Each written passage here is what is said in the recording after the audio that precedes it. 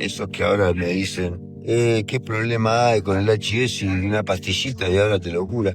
Cuando yo me lo agarré con Freddie Mercury, con un montón de aquella época, se morían todos, el 99%, era terrible la peste rosa. Me pusieron una manta blanca, un casco blanco, me llevaron a una zona tipo donde te hacen las tomografías computadas, me llevaban entre 4, me rodearon. Imagínate, apretaron un botón y aparecieron 4 monos vestidos de blanco, 2 metros cada uno, como lo hacen acá, así, como en las películas, el americano. Bueno, me hicieron análisis y terminé en la oficina de un supervisor. Una cara de seriedad tenía. Y dije, estoy frito, me deportan. Abrí la sala y volá para Argentina. Pero la fe mueve montañas, chicos. La fe abre camino. La fe es luz en tinieblas, la fe hace milagros.